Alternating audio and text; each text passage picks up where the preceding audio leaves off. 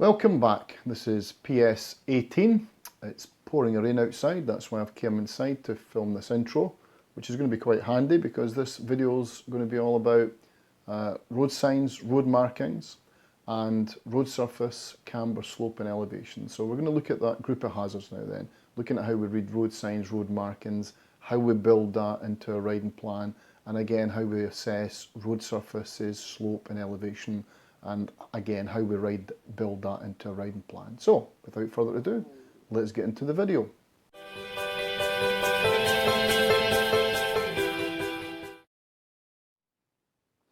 So let's talk about road signs and road markings. There are lots of road signs out there, but we're going to look specifically at the ones that are going to be associated with your B-class or your country roads. So we're going to be looking out here particularly for your triangular warning signs, warning you have bends to the left, bends to the right, perhaps a warning sign suggesting a double set of bends together. Now, usually these signs are positioned about 100 metres before the bend. If the bend is closer than that, you'll often get a double bend sign. So in other words, you should assume that the second bend is immediately after the first bend. We of course come across other signs associated with the country road as well. You could have the black and white chevrons indicating the change in direction. We've already said that if you get these on posts with one black, one white mounted on posts, every so often it suggests that bend goes on for longer. If it's just maybe two posts with the black and white chevrons positioned on it, it's perhaps suggesting a short, sharp bend. The more black and whites you get on a post, again, it usually signifies that it's a sharper bend, or that you're coming from faster, higher speeds into a bend that could potentially cause you problems. Of course, if they want to draw more attention, they can quite often highlight the outside with fluorescent round outside to make them stand out and make them more visible. So you're looking for the triangular warning signs, you're looking for these black and white chevron signs. You can also be looking out for signs warning you of bends for a certain distance. Other signs that you're going to get associated with the bends is you can get markings on the road surface themselves, the letters SLOW for example, suggesting that you slow down for the bend. You're going to see markings on the centre line themselves. If you see solid white line, that of course indicating that you shouldn't cross over, you shouldn't overtake. There are certain times when you can, for example, to gain access to a driveway or passing road maintenance vehicle, for example, or if directed to do so. So there are certain times you can cross over over a white line, but in the majority of cases there would be no crossing over the white line. And usually you're going to have a solid white line where you're approaching blind crests or a bend, or what we call dead ground, where there's a dip in the ground as well. So that solid white line's there for a reason, you should not cross it. If it's a hazard line, then you're going to get long white paint and short gaps in between. Typically now, this is suggesting to you there's some sort of danger or hazard up ahead, and again, you should be prepared when you see the centre line turning to a hazard line. If it's an ordinary centre line, you're going to have shorter sections of paint with longer gaps in between.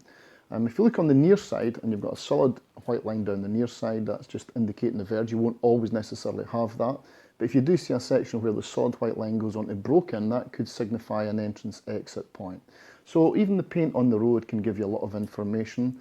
Also arrows indicating when, if you're overtaken, you should return back in again, for example. So a lot of good information there from on the roads themselves.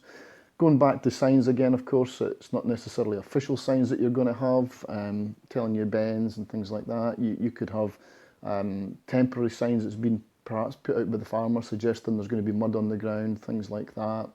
And of course, other signs as well, natural ones we can expect to see, signs telling us that we're coming into a built-up area, maybe countdown boards to a 20 mile per hour or 30 mile per hour restriction, national speed limit signs, or speed limit signs indicating speed restrictions or the speed limit as well. Hopefully that video has helped you think about all the information within the road signs and the road markings and how to observe, identify and use that information and build it into your riding plan. In the next video we're going to look at the road surface itself, camber, slope and elevation, and how we build that into a riding plan.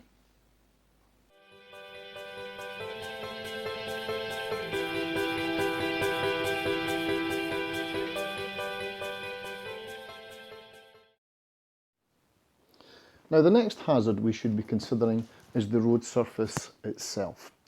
Again, there's a lot of information that you're going to glean from the surface. You need to be able to inspect the integrity of the surface. Where we have loose grit and gravel, for example, it's like walking on marbles. That's not going to provide you with a lot of grip and adhesion. Now, because a motorcycle has just got two wheels and a relatively small contact patch, no wider than the width of your palm of your hand, the surface that those tyres are on are very important. This is particularly true where you're going to be braking, where you're going to be accelerating, or where you're going to be making changes in direction, i.e. leaning. So if you're upright going in a straight line at a constant speed, then the levels of grip are not as important as they are when you're making those either braking, accelerating, or changing direction. So for that reason then, we need to be particularly aware of the road surface when we're approaching bends, because we may well have to brake or to slow an approach to the bend. We are going to have to lean to go around the bend, and we're going to have to then begin to accelerate as we come out of the bend. So the surface that we're on is going to be very important.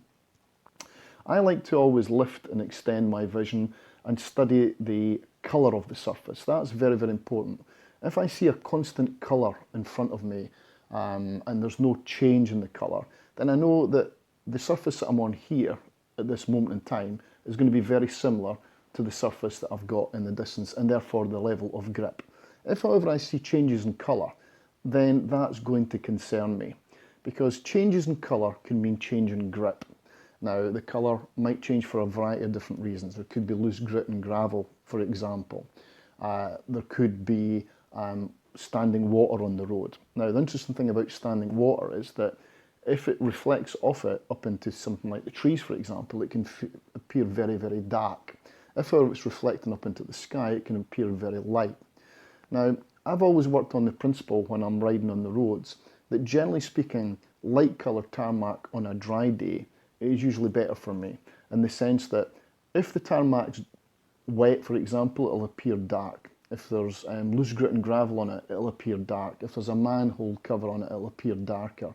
If there's a new patch of tarmac being laid or new tarmac down, it'll look darker. And new tarmac tends to be what we call green.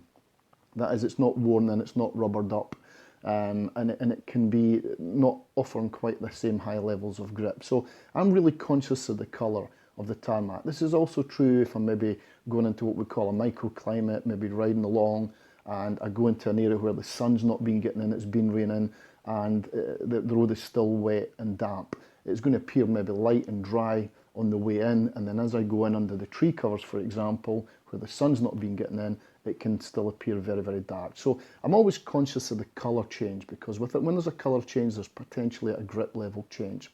Now, on a wet day, I tend to work the opposite. I tend to, light coloured areas usually concern me a bit more. So for example, if the tarmac's very worn and polished and there's water sitting on top of it, it can appear very, very silver, very shiny. If there's diesel or oil down, again, it can appear very, very light coloured and shiny. So usually light coloured, shiny looking surfaces usually concern me on the wet. Having said that, if it's a wet day and there's areas of dark caused purely by the tarmac itself, then that usually offers up higher levels of grip. So for example, if I see the tarmac is wet but it's very shiny and light, it could be there's a lot of standing water on it. But if I see it's dark purely because of the tarmac itself, then that usually suggests good drainage and the water's been running through.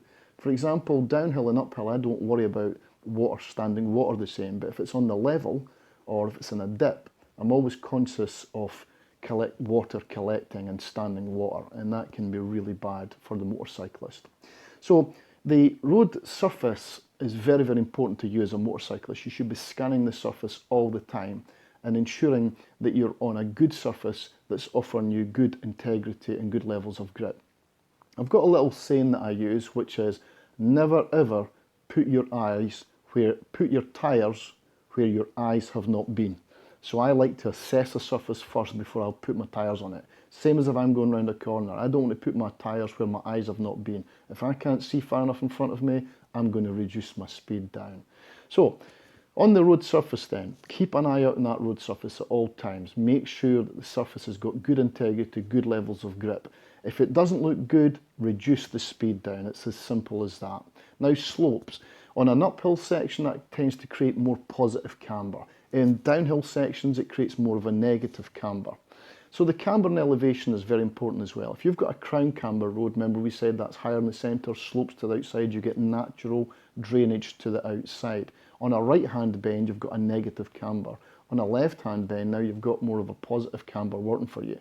So a worst-case scenario here would be a right-hand bend, crown camber road, right-hand bend that's going downhill, because that's creating a double negative effect. Now, if that was a decreasing radius turn, that's a turn that's tightening up on itself, that would be even worse still. So could you imagine a downhill section, off camber surface that's tightening up as you go around? Worst case scenario. If I was a horrible roads designer and I wanted to catch out motorcyclists, that's the type of corner you would design.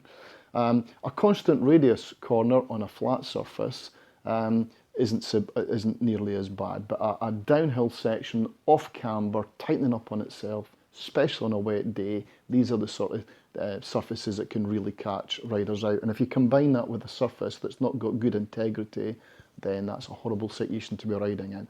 So because you're making only contact with a very small, relatively small contact patch, it is so important that the surface that you're going to be running on with your tyres is really good. So again, I'm scanning the surface constantly for all sorts of things, not just, as I've said there, the wet. You could be looking at things like the tarmac beginning to break up. If it's beginning to break up, there could be loose grit and gravel from where it's began to break up.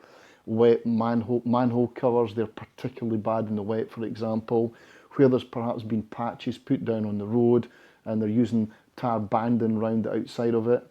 I've always worked on the principle that if I hit a hazard with my tyres upright in a straight, it's not nearly as bad. But if I'm leaning at the time or I'm braking and accelerating, then again, it's much easier to lose grip and traction. So again, be particularly aware where you're going to have to brake, where you're going to have to lean, what's the surface like. Now, if it's a wet road, and I'm going to talk more about wet weather riding in another video, but if it's wet, I don't worry so much about position for vision at all now. My position on the wet is a position to put my tyres on the best surface that's offering me the most amount of grip. Now, as I say, I'm going to talk about wet weather riding in another clip where I'm going to talk about different surfaces and what I do. But there's just a little section then on the road signs, the road markings, and the road surface, the slope, the camber, and the elevation, and how we build that into our riding plan as well.